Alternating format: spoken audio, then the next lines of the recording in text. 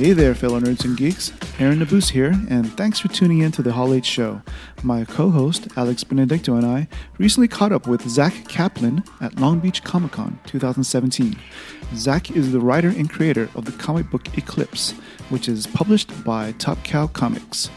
Growing up in North Florida, Zack was into video games like Zelda and loved watching Star Trek: The Next Generation. He was creative even at an early age, making stop animation movies with his He-Man action figures.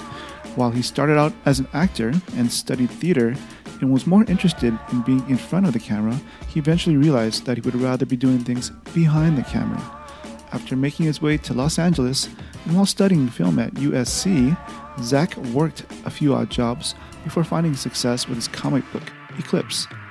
Past odd jobs included working as an agent's assistant, doing caterer waiting, teaching film and TV writing, and also working as a poker dealer. In fact, the inspiration for Eclipse came during numerous trips back home at sunrise after a long night of either dealing or playing cards. I enjoyed reading Eclipse, a dystopian story of a society living underground during the day due to a catastrophic solar event. Add a killer on the loose, killing people with sunlight, and you have the makings of not only an interesting comic book, but also a movie, or even a TV series.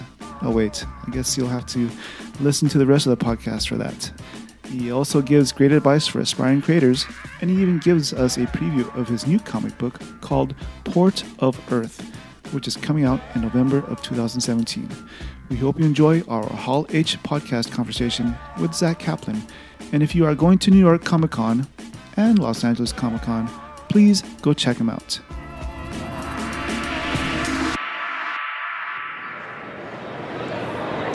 Hey there, fellow nerds and geeks. We're here at Long Beach Comic Con 2017, and I'm joined by Zack Kaplan, the writer and creator of the comic book Eclipse. Hi. Published by Top Cow.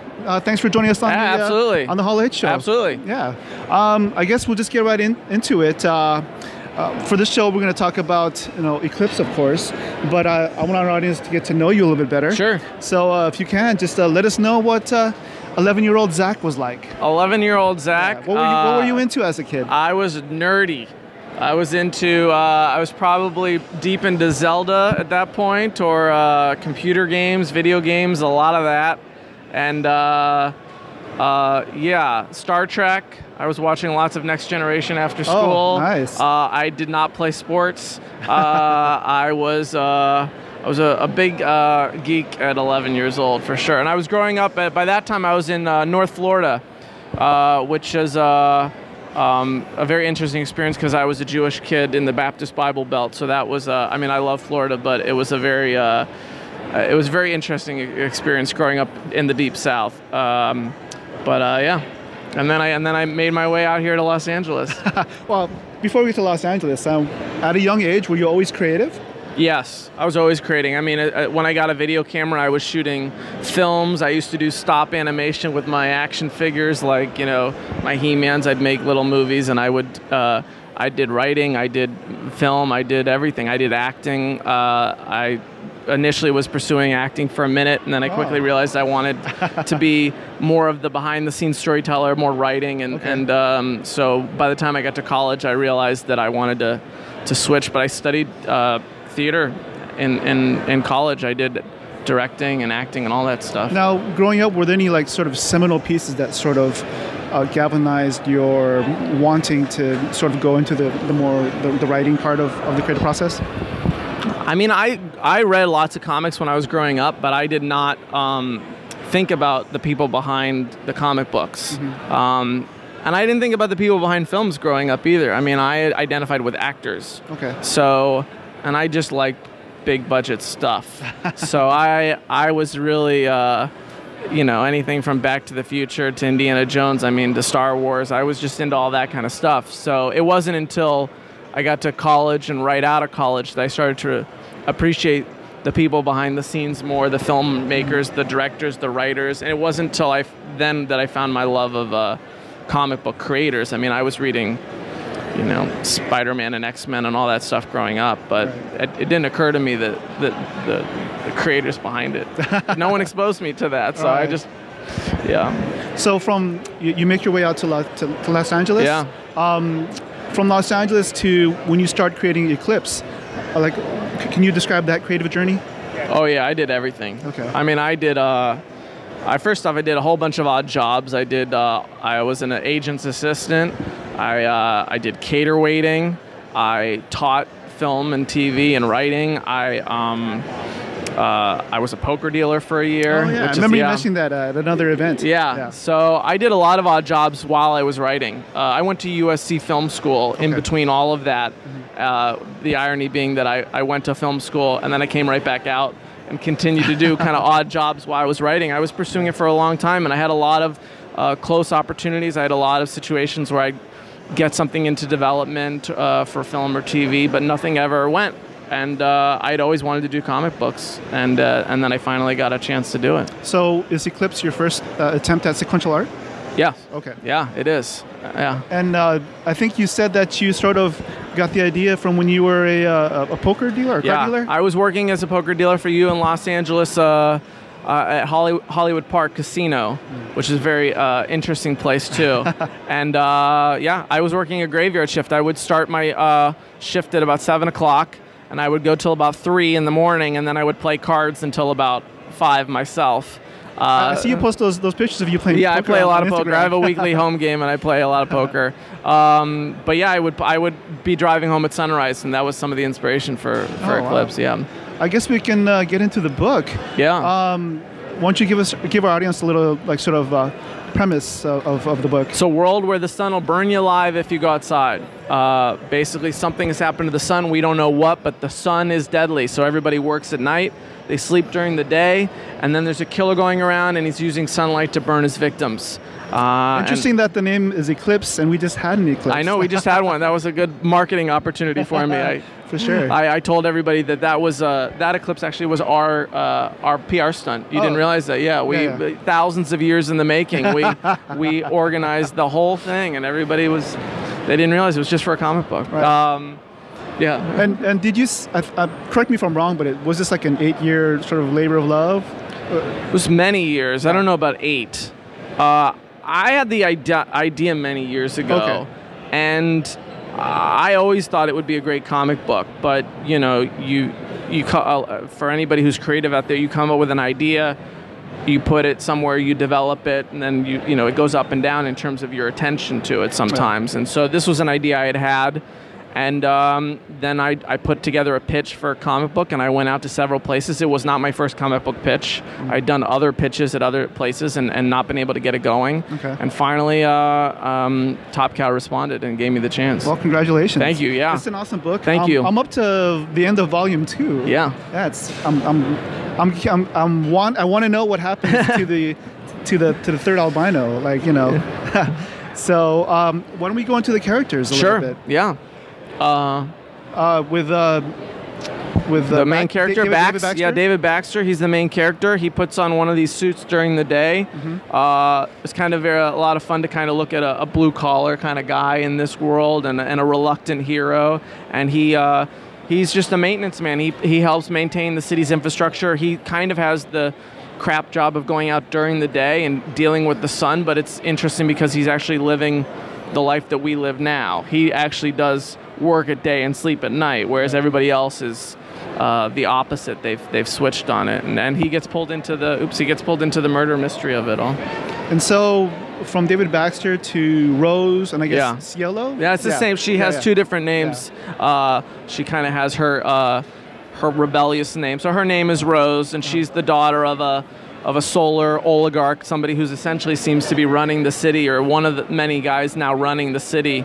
And she's a rich girl running around partying. She doesn't really have an understanding of what's going on, and she gets pulled into the killer targets her, and it gets pulled into the mystery of everything that's going on. And there's kind of an evolution for her. In Arc 2, she went from being just, you know, the heroine in distress to somebody that actually we saw her point of view, and we saw the fallout of what it was, what it meant to her, and she's now waking up and responding to the situation, taking on the investigation herself, and that was a lot of fun to look at that transformation. That was a fun read. Yeah. Like, not only does she transform, like, just character-wise, but obviously you have to do it visually with the way she dresses and the type of clothes that she she's wears. evolving. Yeah. I mean, I always wanted the series to look at characters slowly evolving. Bax is slowly evolving, she's slowly evolving, and so it's been fun to write both of them. So you have Bax the hero. Yeah. And I guess Cielo is she's a hero too. Yeah. Let's talk about the villains real quick. Yeah, sure. Well, there's a villain in the first arc, and I don't want to spoil anything for people who have not picked it up, but he's going around killing people using the sun. He's got something very mysterious about him and his ability to do that. And then there's her father is kind of a unique antagonist in a way. Rose, Cielo's father, and his name is Nick, right? Nick Brandt, and he came up actually. So the backstory, he came up with Bax. Right. They were partners. They were firefighters when the solar flare hit. But while Bax kind of lost a lot during this cataclysm and kind of it's a very cynical start for Bax. Nick had quite the opposite experience. He capitalized on this experience and rose to power and has become a real powerful guy in the city. But obviously there's a lot of nefarious undertones to what he's doing and what's going on. And by the end of the second arc, his daughter is starting to pick up on some of that. And so he's a really fun guy to write too, because it's complex, and we still don't know enough. I mean, the third arc is going to really get to explore that a lot, which I'm really excited about. But he's dealing with a lot of complexity in the city, so you can't tell if he's a terrible guy or if he's making complex decisions. So he's fun to write too. Yeah, it's definitely a fun ride, and it's awesome just to sort of. And I love the pages that you include in the back, like your creative process. And that was an idea that Giovanni, came up with early on. He said, why don't we show some of the process for the back for the art, from layout to pencils to inks, and people really responded, and so we really threw ourselves into opening it up. I was a first-time comic book creator, so I wanted to say, hey, here's everything that's going on. Why don't we do a quick rundown of your creative team? Yeah, absolutely.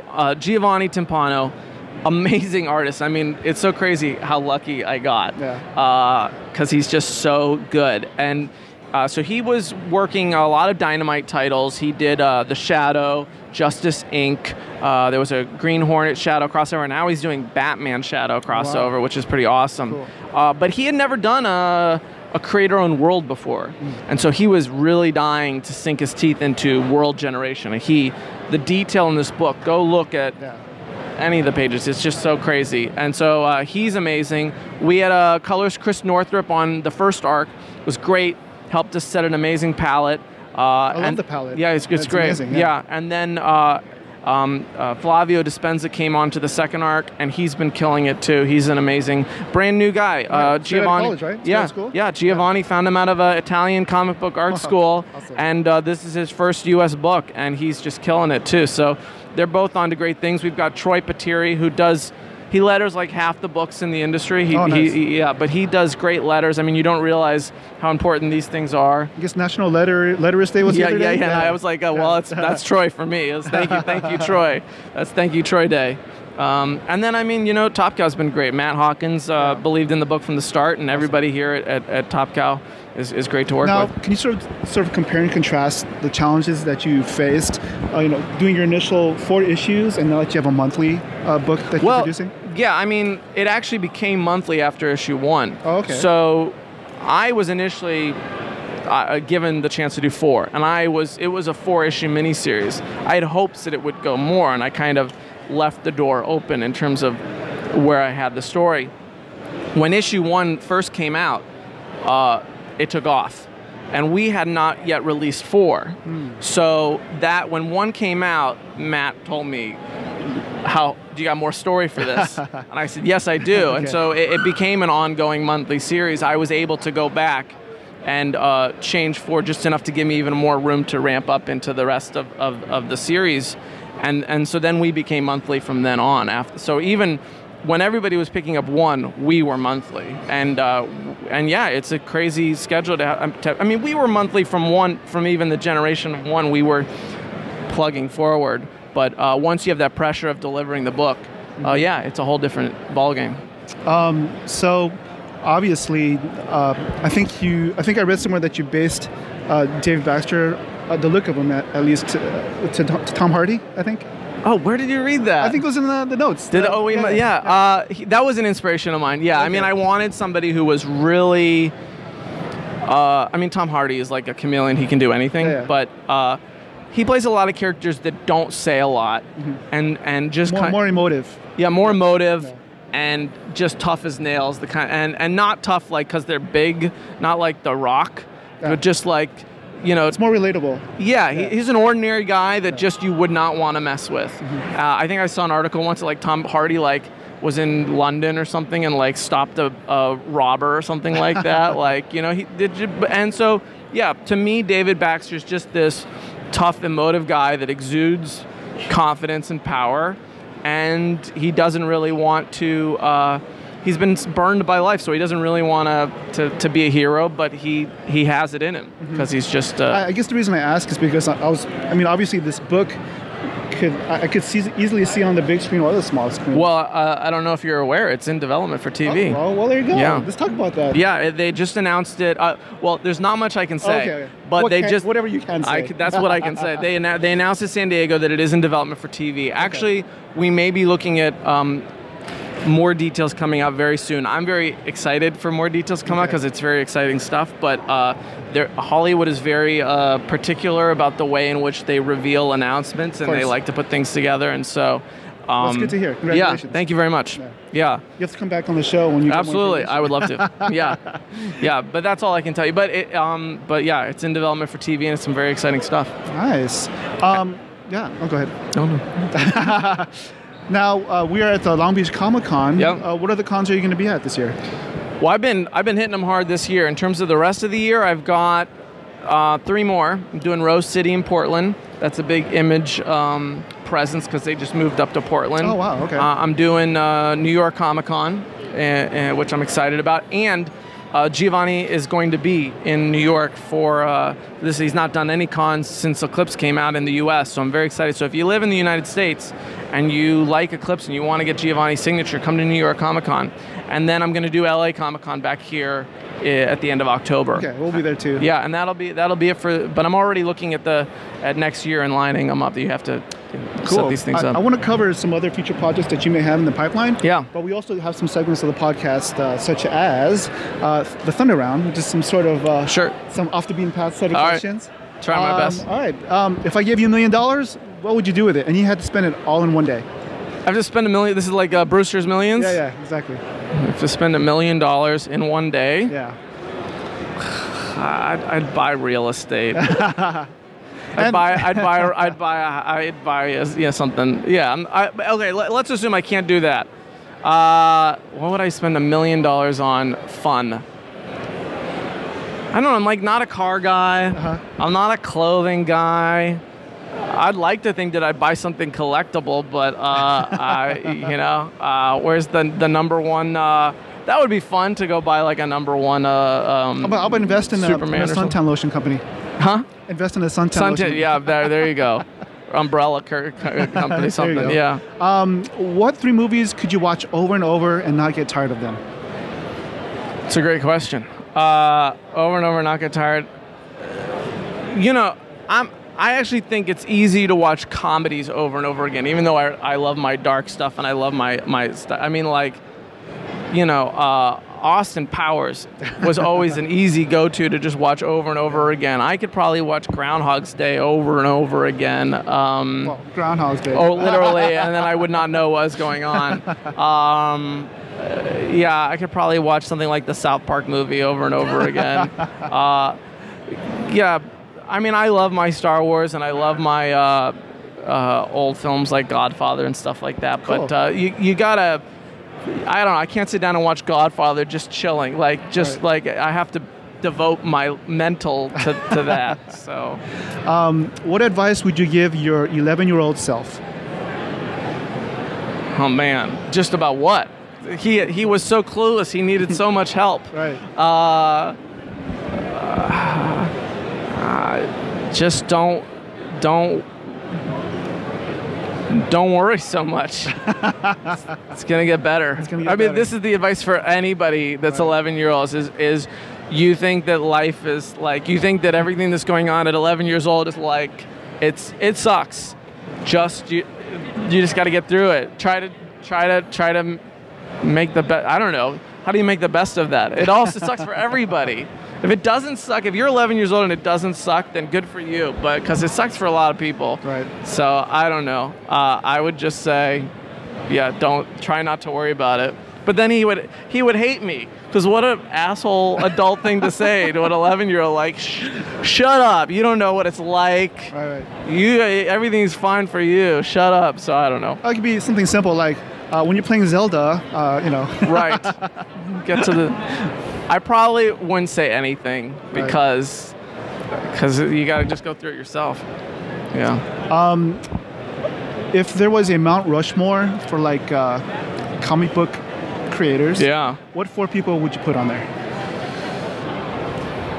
Probably Alan Moore, Stan Lee,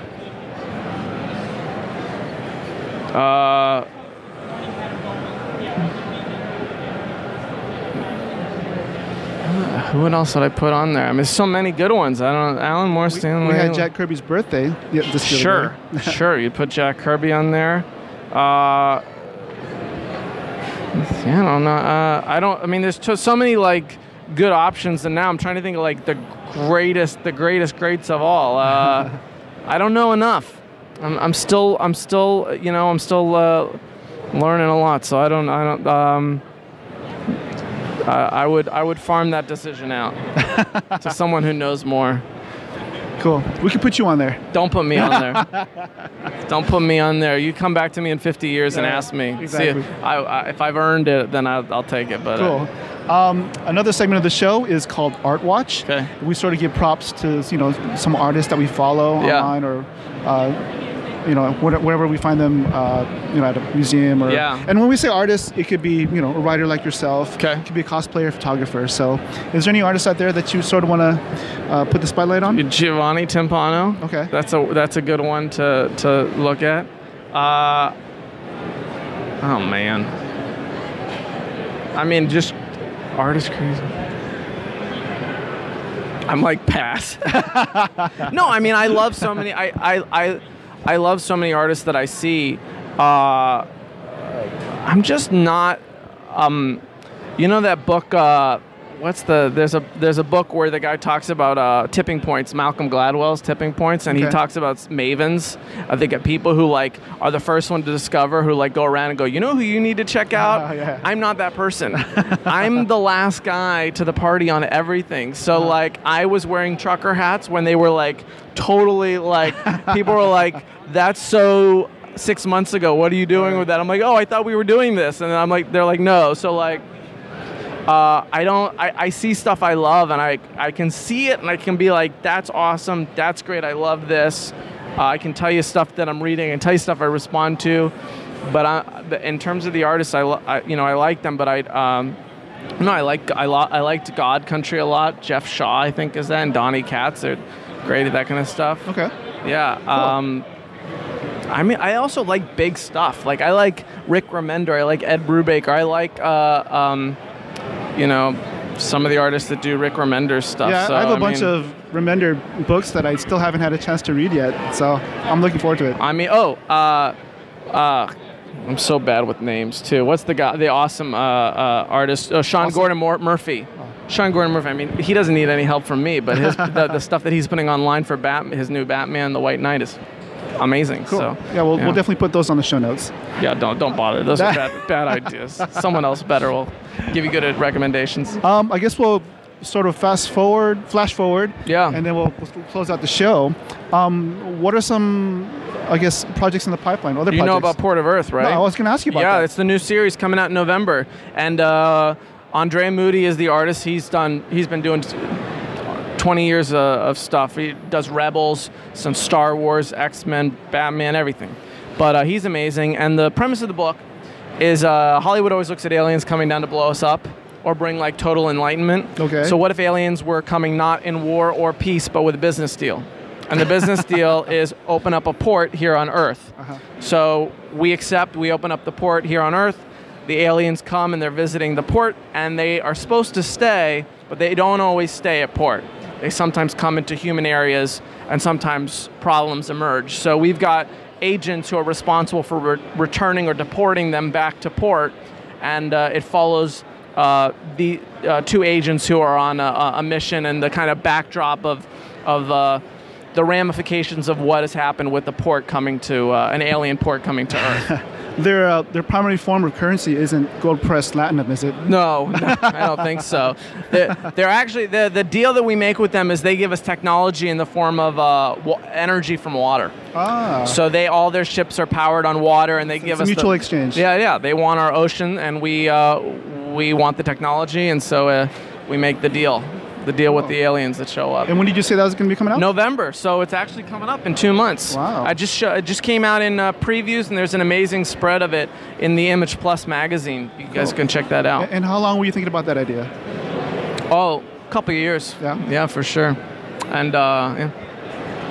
Now, earlier you mentioned the pitch that you had to go through for Eclipse. Yeah. The pitch for this new book, I mean, obviously, was it easier? Yeah. Since you had some... Yeah, because I reached out to Matt Hawkins and I said, hey, I got another idea. You want to hear it? And here it is. But I've given this advice before, and I'll give it again. You always want to, even a guy like Matt who's supported me, I respect his time. So I'm not going to send him an 8-page document. I sent him a paragraph. I said, hey, here's a paragraph. Does this interest you?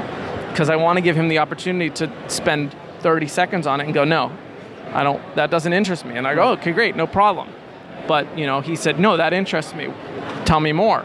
And I sent him a page, and he said, okay, this is good, tell me more. And I sent him 2 pages, and he said, okay, let's do this. So, cool. I still went through a process of pitching, but obviously I have a relationship with Matt and with Top Count now, so that was a different situation. I guess before we close out the show, is there any other forms of advice you can give aspiring writers out there, or creators in general?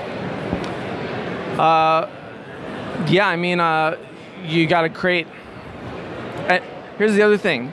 The thing you're working on is not the thing that's going to make you big. You have to look at so many people get caught up in thinking Eclipse is going to be my big break. And oh my God, here it's going to be a big break. So I've got to put everything. I've got to be a perfectionist about it. I've got to put my heart. You do have to put your heart and soul into it. But the more pressure you put on one project, then you don't understand the big picture of this. So this is not about the project. This is about you. Right. And you need to create a project, keep creating. And so the more you can change your mindset, the better. And that's why you talk to somebody who says, I'm working on a project. It's going to be 30 issues long. Stop right there. Because 30 issues, take on small things. I mean, if you think about it like writing an article. You're writing, you start small. Come up with a one-shot. Do like a 20-page one-shot. The story is completely contained in the one-shot. Self-publish. Pitch it to, start there, because you're not trying to launch the amazing project. You're trying to launch the amazing creator, you. And so I had to tell myself, this is not the one. Every day I got up to work on Eclipse, I had to tell myself, this is not the one, this is not the one. The next one's the one. Okay. And Port of Earth is not the one. The next one's the one. It's always the next one, because I'm just in the game of producing as many great stories as possible. That's my goal. And I think so many creators put too much focus on the one project. Right. And then when it doesn't work out, and you hit that disappointment, They get discouraged. Yeah. And that's not the game. That's awesome advice. Nice. Thank you for sharing. Absolutely. Yeah. Where can people find you online? I'm on everywhere at Zach Capps. I'm on Twitter, Facebook, Instagram, ZACKKAPS. Cool. Well, is there anything else that we missed that you'd like our audience to know about? No. Check out Eclipse, check out Port of Earth, and enjoy. Cool. Thanks for being on the show. Absolutely, man. All right. We'll have you on again. Absolutely. All right, guys. Peace, cheers. Thanks for listening. Bye. Thanks, man. That's How'd we do? Good. Thank you for listening to The Hall H Show. Our mission as Artist Alley Evangelists is to put the mainstream Hall H spotlight on artists, writers, and other creatives. We especially love emerging talent and people we think deserve more exposure, like comic book writer and creator Zack Kaplan. Please check out his comic books Eclipse, which is out now, and Port of Earth, which will be out in November of 2017. Look out for him at this year's New York Comic Con and Stan Lee's Los Angeles Comic Con as well. Speaking of conventions, please make sure you are continuing to be SDCC fit so you can be better prepared for all the cons you plan on going to this year. Join in on the fun by following the SDCC Fit movement online on Twitter, Facebook, and Instagram using the hashtag SDCCFit. If you are listening to us on Google Play, iTunes, or Stitcher, we would appreciate a rating and a comment. We are always looking for interesting guests, so if you have a suggestion, please let us know by using the hashtag HallHShow on social media. Peace, cheers, and artists assemble.